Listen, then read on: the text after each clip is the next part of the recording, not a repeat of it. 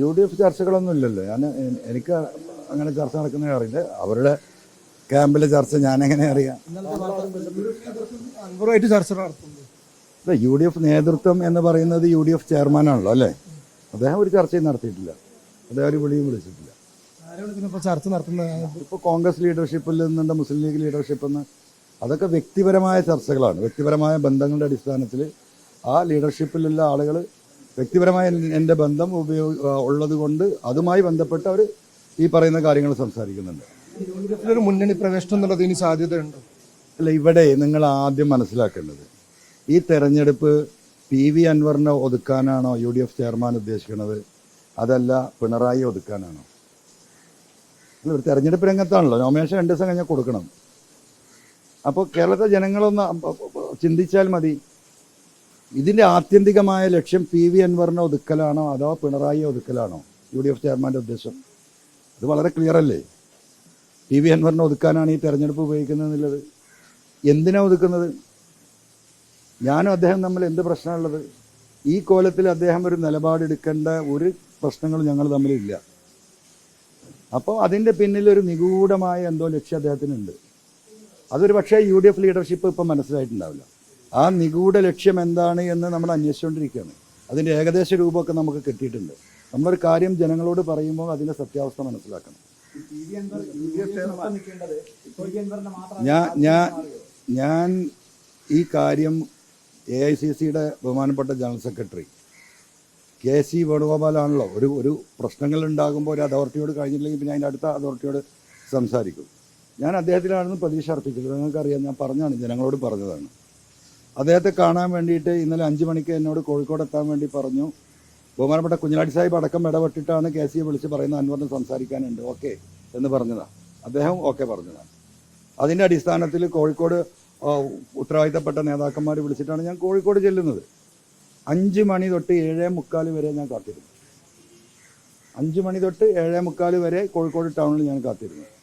പിന്നെ എനിക്ക് കിട്ടുന്ന വിവരം അദ്ദേഹത്തിന് കുറച്ച് ധൃതിയുണ്ട്, അതുകൊണ്ട് പിന്നീട് സംസാരിക്കാം എന്ന് പറഞ്ഞു പോവുകയാണ്. അപ്പോൾ ഞാൻ പറഞ്ഞു, അങ്ങനെ അദ്ദേഹം പോവില്ലല്ലോ, ഈ പറഞ്ഞ കാര്യമാണല്ലോ.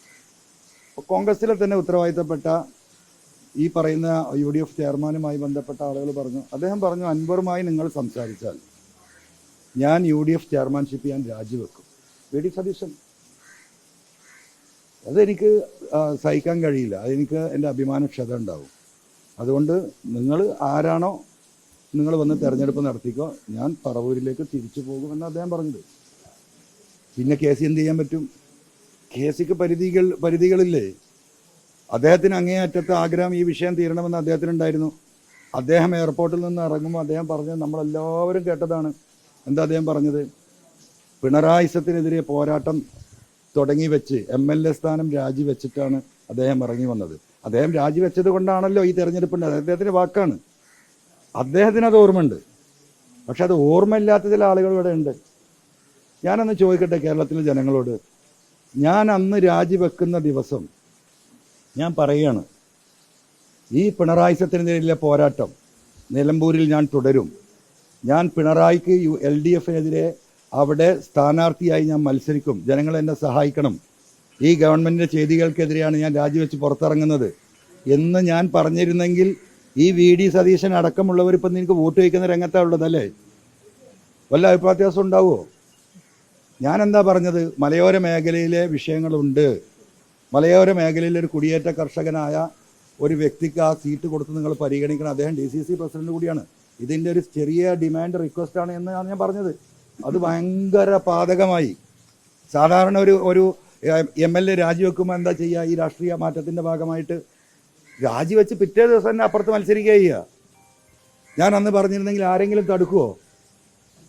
ഇപ്പോൾ എന്നെ വഴിനീളെ എന്താ പറയുക ആക്ഷേപിച്ചുകൊണ്ടിരിക്കുക. അപ്പോൾ അദ്ദേഹത്തിന് ഇതൊന്നുമല്ല വിഷയം.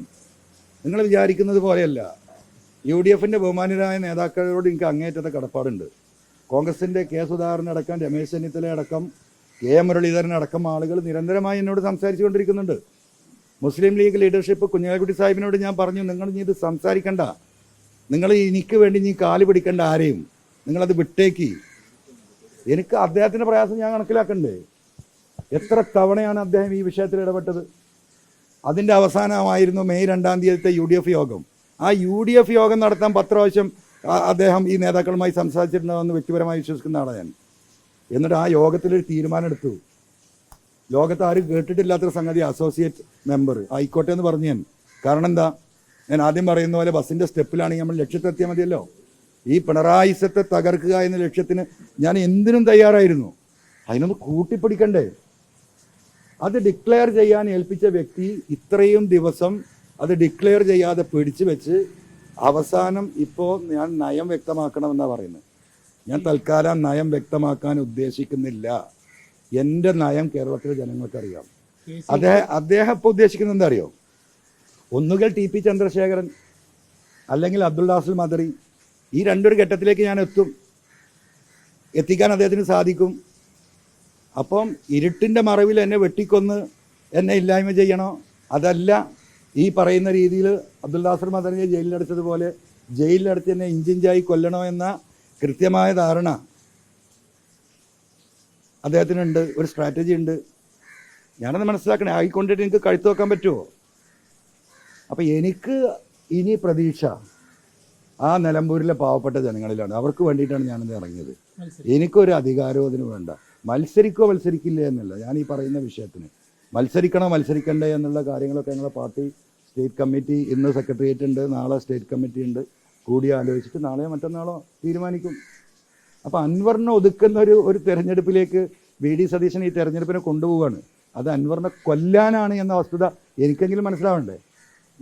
അതിന് തൽക്കാലം എന്താ പറയുക, ആ ചതിക്കുഴിയിൽ വീഴാൻ ഞാനില്ല.